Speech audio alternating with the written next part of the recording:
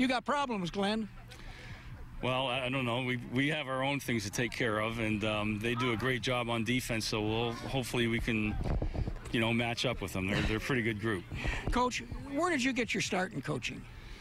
Well, I actually started when I finished at the University of Ottawa. I coached at Ottawa, and then I started at Penn State. Then I went right to Penn State and started coaching there. And so you were obviously there with the late and great Joe Paterno. That's right, yeah. Did a tremendous job over the years. Yeah. Now, when you left Penn State, did you go right to Wake? No, I was at University of Florida, and I was there for a couple years. And then I came back to Penn State. Coach Paterno was really close friends with Galen Hall, who was the head coach at Florida at the time. And then it was kind of a deal that I would come back, and so I was lucky to be able to. And then from there, I was able to sit in the room with Coach Caldwell at Penn State, and then he became the head coach at Wake, and he brought me with them, and then from there I went to Central Florida. Well, you actually recruited and coached a kid I coached in an all-star game named Matt Petz. Yeah, great player. Great player, and he was a safety for us in the Senior Bowl. Right. But I think you converted him to a DN. Yeah, he went to defensive end. He was a very aggressive player. He was really an effective guy, and he kind of went right into it with us, and he did a great job. Coach, what brought you back to Canada? I know it's home. Yeah, well, I mean, I was at a situation. Basically my visa was running out. 9/11 occurred, and Greg Marshall took over with the Tiger Cats, and he brought me back as a coordinator. I didn't really want to come back to Canada, but it was home, and it was a coordinator's job, and I was working for Greg, and I thought that would be a great opportunity. Well, one of my former ball players at Essex High School, Ed Fillion, played in the CFL for a number of years. Yeah, I remember that. But he always told me he had to get used to smaller stadiums, and you did too. I get a kick out of it because you go to a game at Penn State, you got almost 100,000 or 100,000 plus. Yeah. And then even in the CFL, great new stadium that they got. Right. I think it's in the 30s or something. Yeah, and game is a game, and it doesn't even, like you hear, you're excited to play the game. It doesn't matter how many people are watching, and so that doesn't really get me too much. Absolutely agree, Coach. Now, from there, you went to the University of Ottawa as the head coach. Did you call the offense there as well? Yeah, I did. I spent 9 years in the CFL, and then then I went to the University of Ottawa, and I was running the offense there. Yeah. When you're recruiting, and a lot of the young men in this area will listen to this when they hear what you say, when you're recruiting, particularly for the NC2A, what are the important things that you look for in a young man? Well, right away he's got to meet a lot of different numbers, and the first thing is academics. I can't say enough about that. They have to have the SAT score. They have to have grades. That's for the first priority. That'll knock you out of the block pretty quickly. The second thing is obviously having character. I mean, you may not realize it, but that's a big factor for a lot of coaches. And then obviously the level of ability to play. So it's a different level, and they're unique athletes. But you're you're doing the quarterbacks right now, working with the quarterbacks at MAC, and obviously you seem to be a happy guy, just coaching at MAC, maybe with the junior Ticats. Yeah, definitely. Robbie just kind of asked me to help out with this, and the next thing I know, I'm fully immersed, and I was really happy with my role at MAC. It's right near my house, where I grew up, so I can ride my bike to work, and I love working for Coach Potasic, and so, he's got a great program. We've got a great program, and I'm very happy to be there. Great kids to work with. And, you said you were pretty committed. I can't imagine you not being totally immersed in it. And one of the things is you're also working with the quarterbacks at MAC as well. That's right. Yeah, I have some great guys there. Keegan Hall, I had last year, we had... Jesus, I better shoot. Anyway, we've got Keegan right now, and we're really looking forward to working with him. Yeah. Coach, I can't thank you enough for dropping by, and of course I go back with your dad Dominic when I used to watch him at Western. Yeah. So it's an honor to have you here, and Coach best Metris, wishes. Yeah. All sorts of good luck today. Well, I say that with a bit of a qualification. Yeah, I understand. But thanks. Dre was our quarterback, so I had old age situation here. Great to have you here, Coach. Thanks a lot. Thanks so much, right. Jamie. Okay. And we'll be back right after this.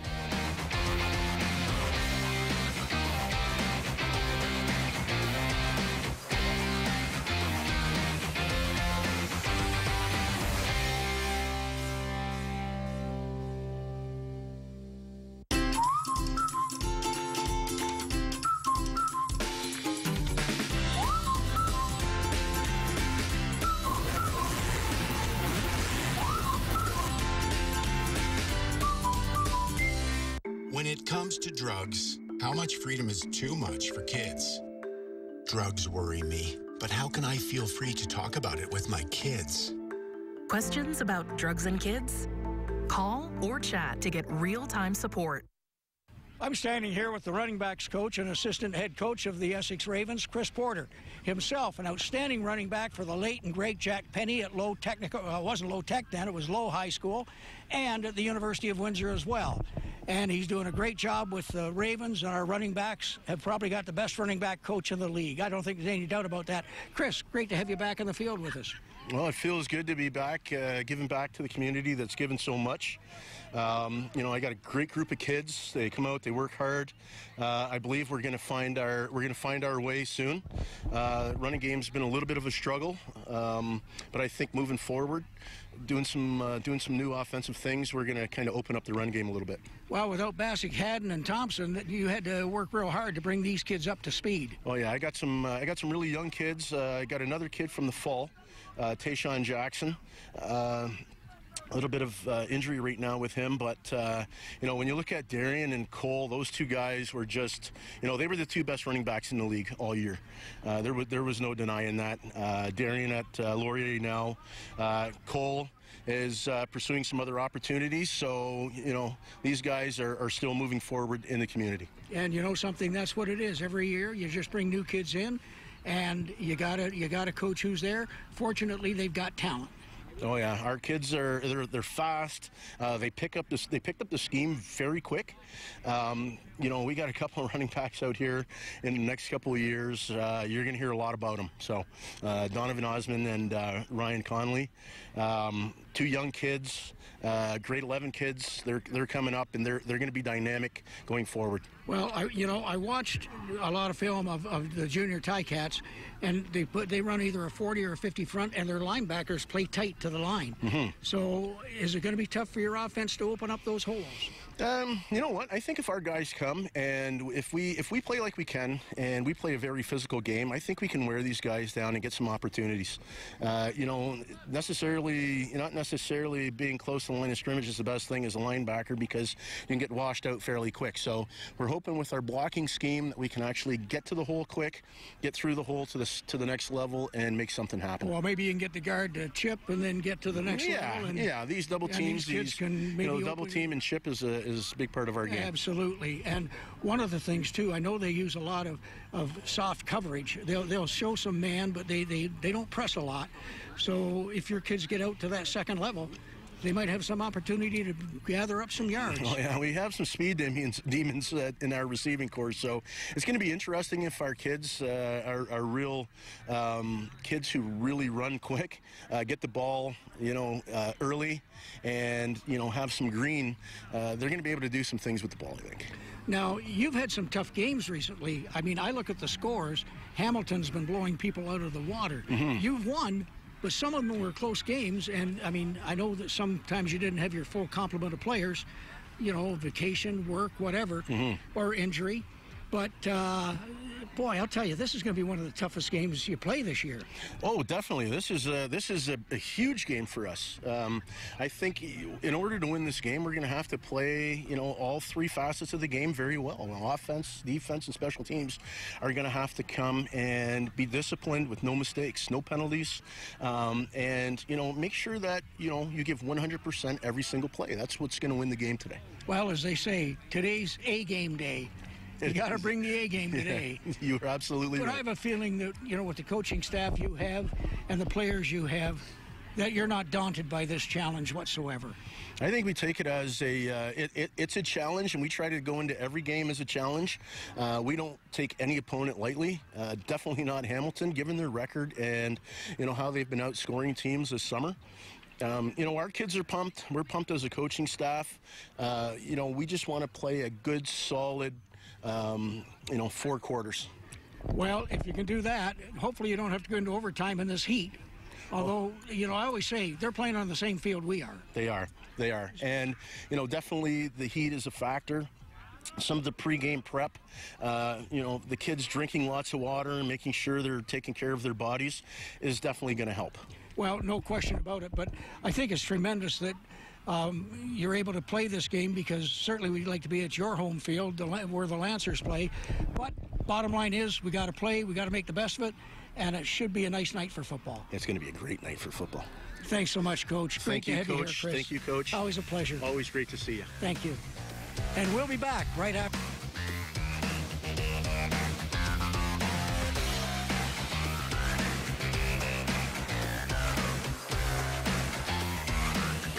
Hello, my name is Cass McGill, and I've been the host of Let's Talk for many years. And the reason I do that is that I engage the students from all the 4 boards of education in the Windsor-Essex area, and I think it would be a great opportunity for you to develop.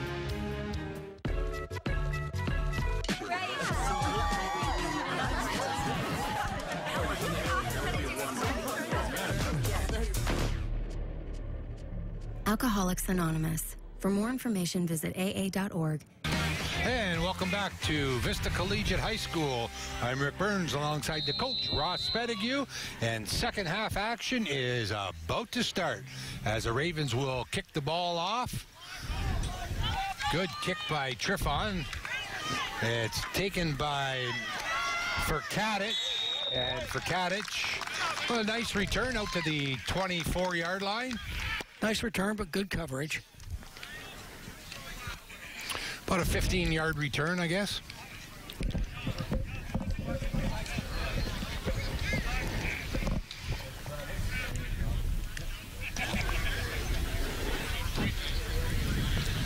So we'll see what adjustments, if any, that the two coaching staffs, pardon me, have made. I don't think there's going to be a lot of adjustments, Rick. They've both been moving the ball fairly well, and defensively they've been playing very well. They just have to keep hoping they do well on both sides of the ball. I was just going to say the same thing. I don't imagine there's going to be much. So Hamilton will run the ball first play of the game, or of the half, pardon me.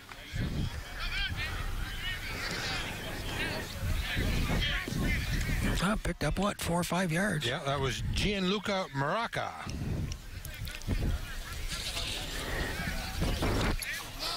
Nice little gain on first down. We'll bring up a 2nd and 6.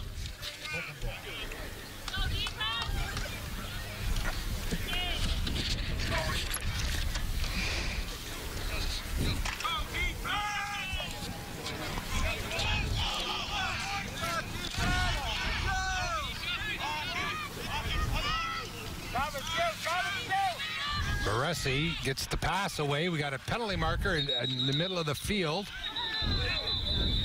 And they blow the play dead. The ball came loose, but they did blow the play dead.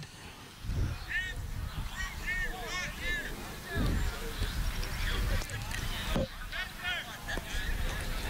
we'll have to wait and see what the call is. I didn't... they blew the play dead before the play was over. I think it's holding on Hamilton. Hamilton? Okay. Well, he's looking at Coach Mills to see what he wants to do. Glenn's pointing, back him up, back him up.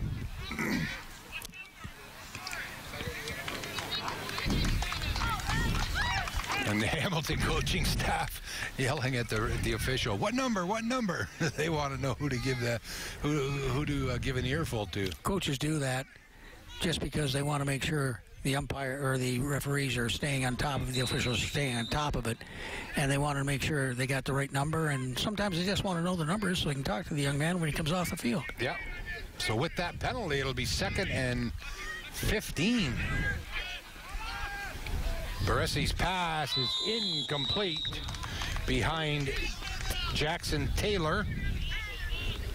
You know, Baresi has a little problem with happy feet if he's getting pressure. Yep. And he gets rid of the ball too quickly sometimes. And he doesn't seem to have the ability or the desire to take off and run like Demoski for the Ravens. Well, Taylor was open, so, yeah, you're right. He just, like you say, got a little bit of happy feet, rushed the throw, and... Happy feet means you don't use the mechanics that you're supposed to use to get the ball thrown accurately.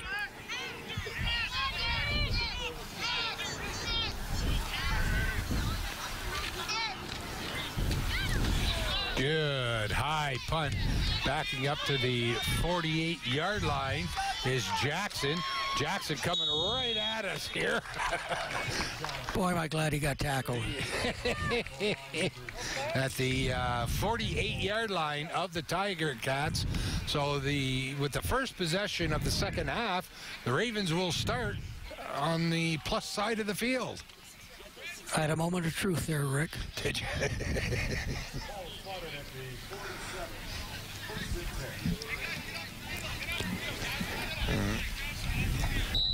Ross had a holy blank moment there, did you? Real close to it. Real close. He was coming at us.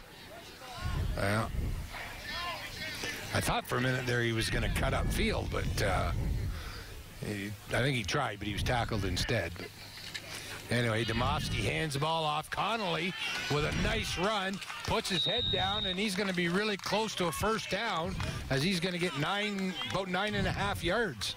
A little over 9. So a nice run by Connolly, getting to the outside to his left, pardon me. A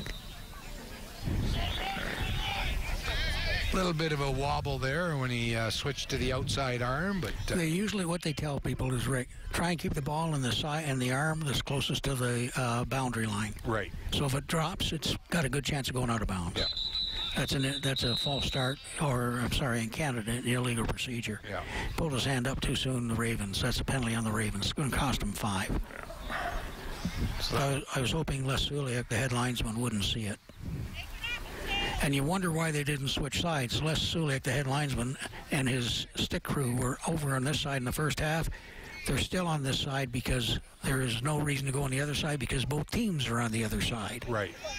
Special situation here. But that gives them second down with a longer distance to go, an extra 5. Yeah. So it'll be second and about 5.5. Passing situation. But you never know with Domofsky. Well, yeah. And he is back to pass. Airs one out. And incomplete, but we've got a penalty flag. And the way the Raven bench is celebrating, they're thinking it's pass interference. I had a couple big bodies in front of me, so I didn't. I can't argue whether it was or it wasn't. I saw the ball in the air, and that's all I saw. Yeah, I didn't see it when it came down, but I knew it came down. There were a couple defenders there, so it was not a well-thrown ball. No, it was a wounded duck, that one. It had a lot of wobble to it. So it is pass interference against Hamilton. That's a break the Ravens needed. Oh, big time. That'll bring the ball to just inside the 28-yard line of the Junior Ticats.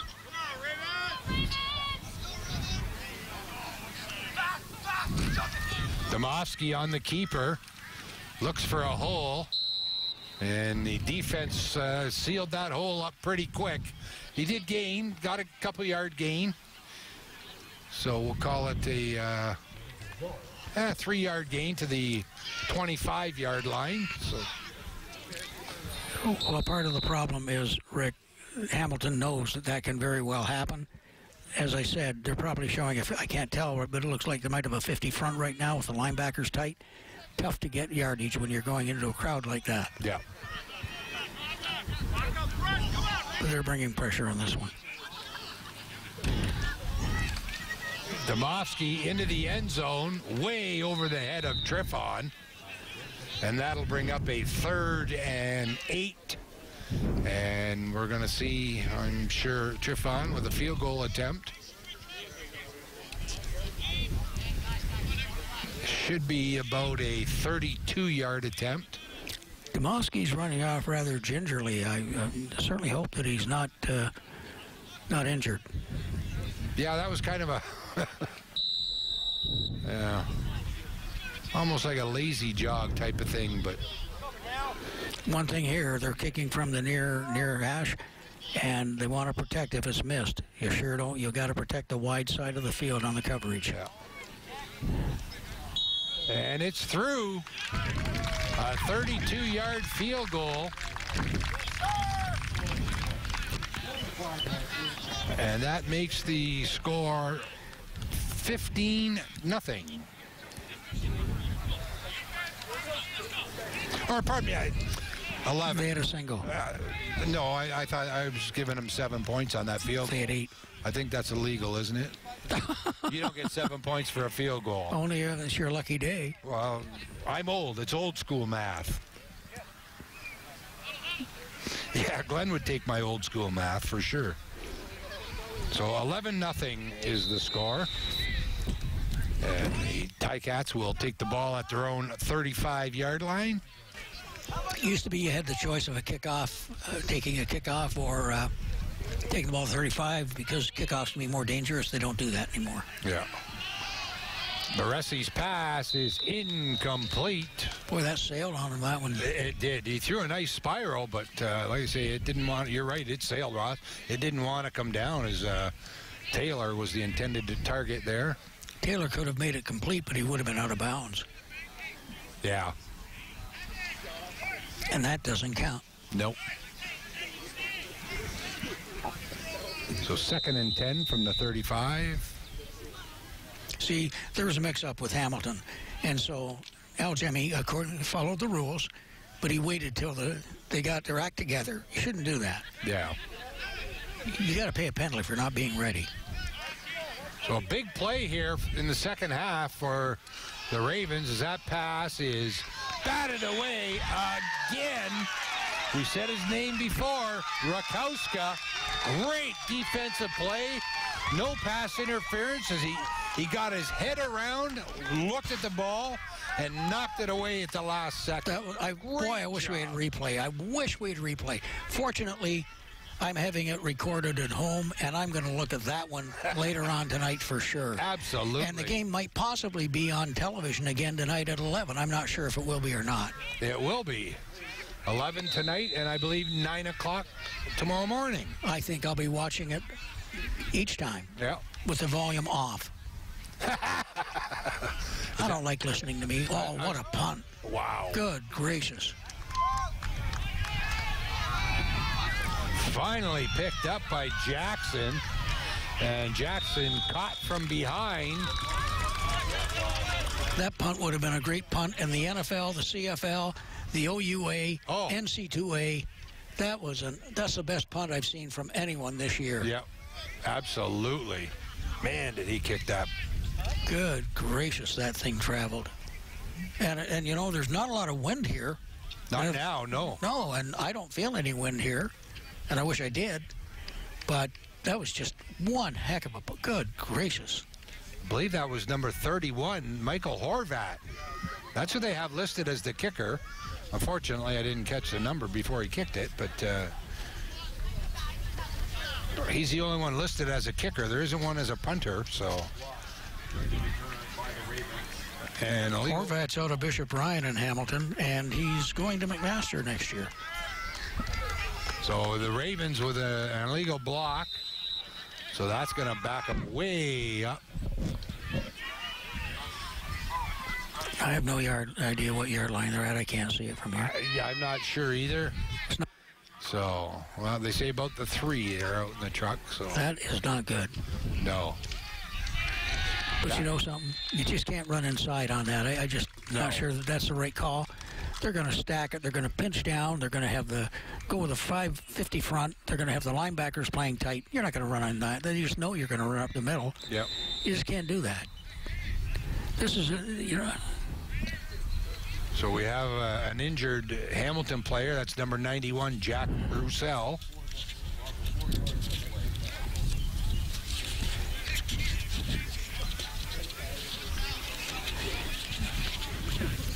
Well, talk about a change in field position.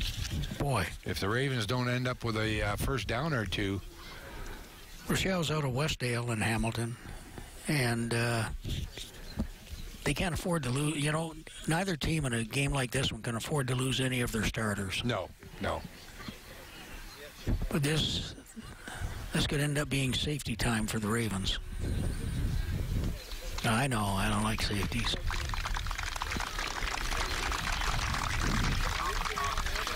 But you know what? Under the man, I might do it. I might do the safety, though. I mean, it's second down, so. You know something? But, yeah. If they came third down and they're that deep in their own end, I can see it, because that way the other team is going to get the ball to 35, and if they punt it away, they give up tremendous field position. Yep. So I can see that. Oh, absolutely. I can, too. I still don't like it. No.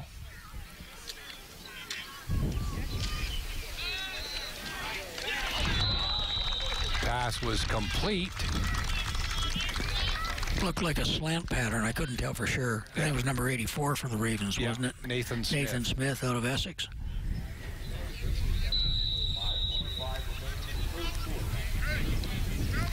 Five minutes and 25 seconds left here in the third quarter.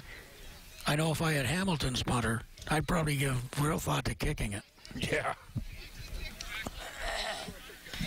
Well, the problem is, though, there's always a chance that he shanks it, or it's one off the side of his foot, or it gets blocked. So you're right. I agree with you. I don't like the 2-point safety either, but in this case, I think it's the smart move. And that's what Triffon's going to do. He's not even going to think about punting. So, yeah, I think it's the smart move. I do, too. In this case, it is.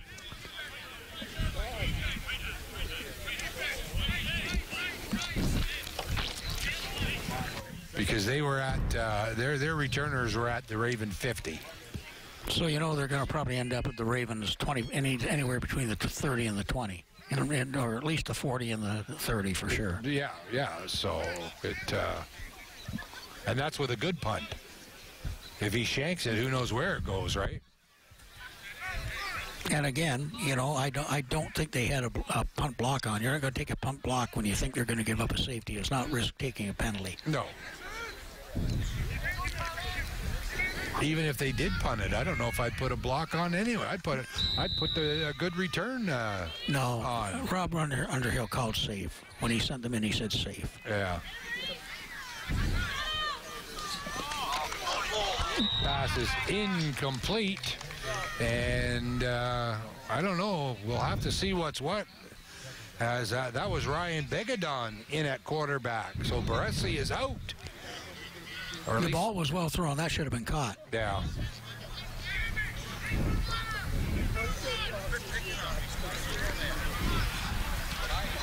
I know one thing. If it comes to a third down, I'd back the returners into that field over there. Way back there.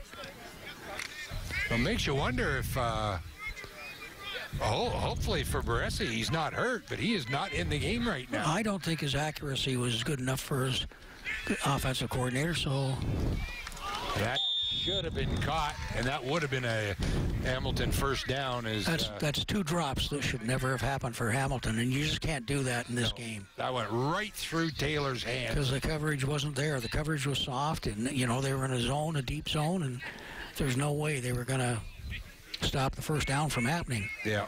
So the Ravens caught a break when two passes right there were fumbled. But I'll tell you right now, those returners, as I said, they should be back behind that plant, that factory way over there. Yeah. That kid's liable to put it into Lake Erie. Yeah. Horvat. A little bit shorter, but still good hang time. Off the hands of Connolly, and he just has to fall on it. Tried to catch it overhand, and you don't do that. You've got to catch it underhand, keep the elbows in, and sink your hips. It almost looks like he overran it. Doesn't matter. Like, you know, you just can't catch the ball like a baseball player, an outfielder would, with your hands over your head. You can't do that. Oh, no. I'm just saying, it looks like he kind of misjudged it a little bit. I think you're right. And overran it. You're right. Yeah. That only leads to disaster. Oh.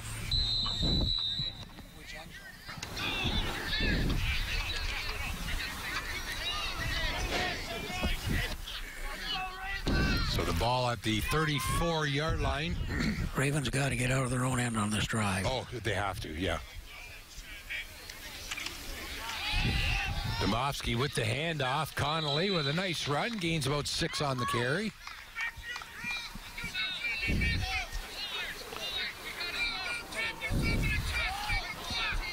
Coach Mills is, oh my Lord, he is incensed over there. Oh man, he is upset. He's not as upset as the Hamilton coaches are, yelling, "You just missed him. You can't miss him." They're really bellowing out there. I don't know what Coach Mills was yelling about. I think somebody missed a block that would have sprung Connolly. Well, then both coaching staffs were upset. Yep. Demoski is intercepted by Isaiah Shields as he took it right out of the hands of Triffon. But Triffon was well covered on that. It was a little bit of an ill-advised pass, I think. You know, when he goes to Windsor this fall, they've got to work on not having Demoski throw into coverage. Yeah. You just cannot do that. And you know something? He's young. He'll learn. Oh, absolutely. Yeah. The defender Shields was in front of Triffon, right in line with the throw. So definitely an ill-advised throw. So Begadon puts... That's out of bounds. Yep. Oh, the official went head over heels. Well.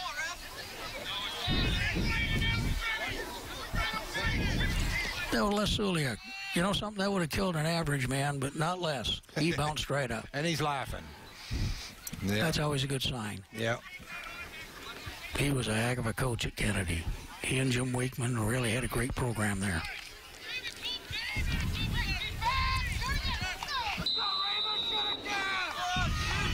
So 2nd and 10.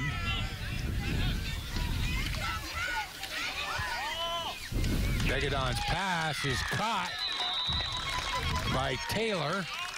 First down. And I believe you're right. They're going to move the markers as that gets down to the 35-yard line. Boy, he zips it in there. You're right. Begadon does have the better arm for sure. I think he does. He may have been somewhat hurt. He may have been disciplined. Who knows? But anyway, the Ravens got to decide if they're going to pressure the quarterback or drop into coverage. Tough to do both, but they got to make a decision. Yeah. That pass is complete again for big yardage. Looking ahead, if they score, you're going to go for 2? This is Baroda. 2 points on the conversion? Third quarter? Yes. I would. Because you're still within a field goal to tie if you The way he's throwing the ball right now? Absolutely. Automatic for me. Yeah. If you get it, you tie. If not, you're still within range. You're a field goal away from a tie. Begadon double pumps, and it is a touchdown for the Junior Ticats. They're going for 2, I think. Yeah. I think that was Malcolm Moore, number 13 in the end zone.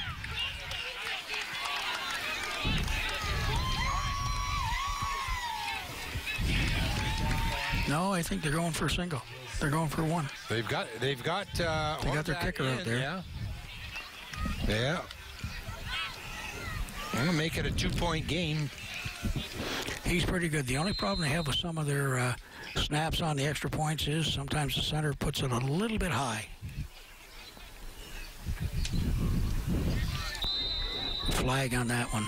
It's coming back. That was an illegal procedure, or as we would say in America, which we're not in America, a false start.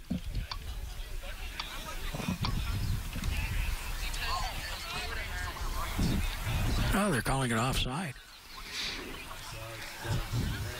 How could the Ticats be offside when they're attempting a convert? Unless they were not going to do it, they were going to throw the ball. They called it against Essex. Oh, I thought I saw his hand go toward Hamilton. No, he pointed towards Essex. Well, then they're going to go for it. Now they'll go for 2. Oh, absolutely. Yeah. Well, the first sign, he just put his arm up. No, they still got the kicker in. Boy, I don't get this. Well, this will make it 11-9, and a field goal will win, right? Right. It's within 2 points, so. Well, there goes that ball. Oh, no, didn't go out. Ravens are going to have to tighten that coverage, Rick, or they're going to get... Oh, yeah, with the way... get into big trouble in the fourth quarter. Yeah, with the way Begadon is throwing it, absolutely. As you see, Begadon double pumping and then putting it right to the back corner to his receiver, who was open. Yeah, that was Moore, number 13. So with the penalty, this could be a single point here. With the leg of Horvat. 1 minute and 33 seconds left in the third quarter. And with Horvat's leg, this could be a one-point game real quick. Interesting. Chris Patton is telling us he's the umpire, and he's letting us know how much time is left. But thank you, Chris. Appreciate it. Well, he's the one standing in front of the clock. That'll do it. No, instead it goes out of bounds, and that's going to bring it out to the 40. So actually a break there for the Ravens. He was angling it for the corner. He was trying for the single point. He'd just come up a little bit short as it went out of bounds before the end zone.